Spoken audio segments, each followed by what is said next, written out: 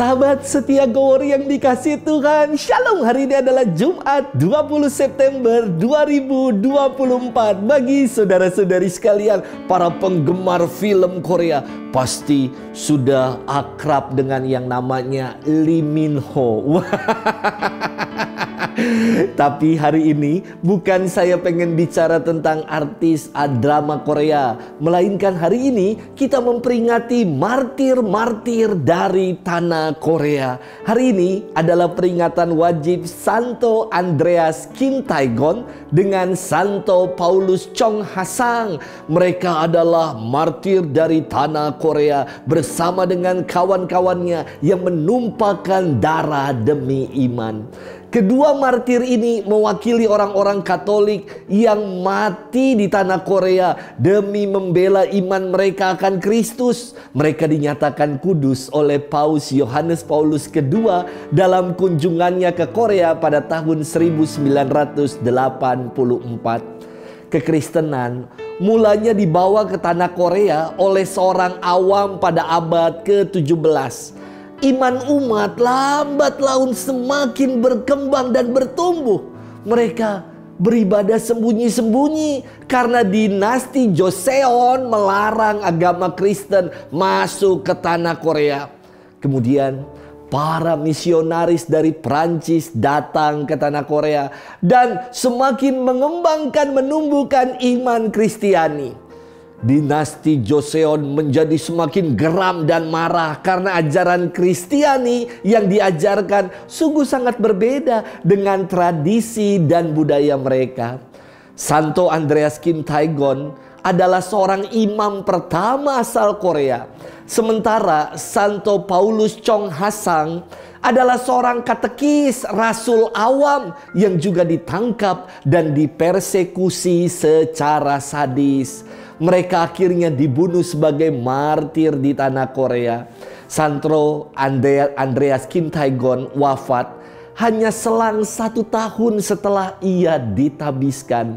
Dan sebanyak 103 orang Katolik Korea wafat sebagai martir, ditambah 10 anggota Serikat Misi Asing dari Prancis, 3 orang uskup dan 7 orang imam. Jadi total martir yang ada di tanah Korea sebanyak 113 orang. Iman yang dibangun di atas dasar darah para martir ini menjadikan gereja di tanah Korea terus bertumbuh dan berkembang hingga kini.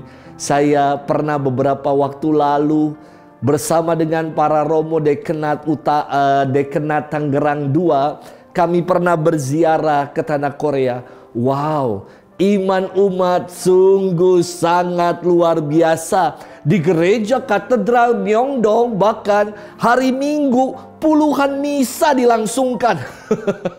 Saya tidak terbayang kalau jadi pastor di sana dengan puluhan misa yang setiap jamnya ada perayaan Ekaristi, karena umat yang begitu antusias, karena iman umat yang selalu merindukan kehadiran Tuhan dalam Ekaristi. Hari ini kita akan bersama-sama merenungkan firman Tuhan yang diambil dari Injil Lukas 8 ayat 1 sampai dengan 3. Mari kita siapkan hati kita. Haleluya, haleluya, haleluya. Terpujilah Engkau Bapa Tuhan langit dan bumi, sebab misteri kerajaan Kau nyatakan kepada orang kecil. Haleluya, haleluya, haleluya. Tuhan bersamamu dan bersama rohmu. Inilah Injil suci menurut Lukas, dimuliakanlah Tuhan. Yesus berkeliling dari kota ke kota dan dari desa ke desa memberitakan Injil Kerajaan Allah. Ke-12 murid menyertai dia dan juga beberapa wanita yang telah disembuhkannya dari roh-roh jahat serta berbagai macam penyakit selalu menyertai dia. Para wanita itu ialah Maria yang disebut Magdalena yang telah dibebaskan dari 7 setan, Yohana istri Kuza, bendahara Herodes, Susana, dan masih banyak lagi yang lain. wanita-wanita itu melayani seluruh rombongan dengan harta kekayaan mereka. Demikianlah sabda Tuhan. Terpujilah Kristus. Sahabat setia Go Word yang dikasihi Tuhan, Shalom. Manakah yang lebih banyak ambil bagian dalam karya pelayanan atau karya kehidupan menggereja? Kaum Adam atau kaum Hawa? Coba dicek saat doa rosario. Mana yang lebih banyak ikut ambil bagian? Kaum Adam atau kaum Hawa, bapak-bapak atau ibu-ibu? Coba dicek saat ikut BKSN ya. Hari-hari ini kita sedang melangsungkan BKSN. Coba dicek lebih banyak bapak-bapaknya atau ibu-ibunya. Saat misa di lingkungan, saat acara-acara komunitas gereja seperti Legio Maria, ikut kur dan lain-lain sebagainya.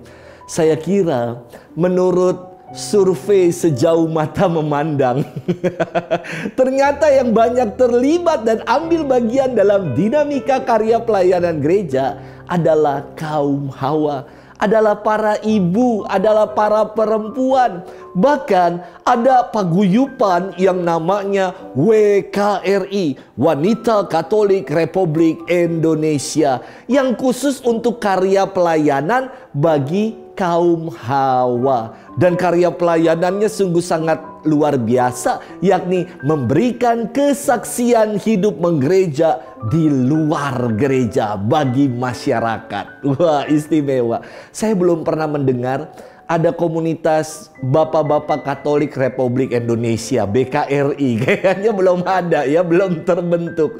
Mungkin nanti saya bisa jadi pelindungnya.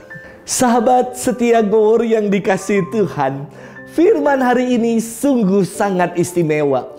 Yesus tidak membatasi akses bagi kaum perempuan untuk ambil bagian dalam karya pelayanan. Bahwa karya pelayanan itu bukan privilege dan eksklusif, bukan monopoli bagi kaum Adam.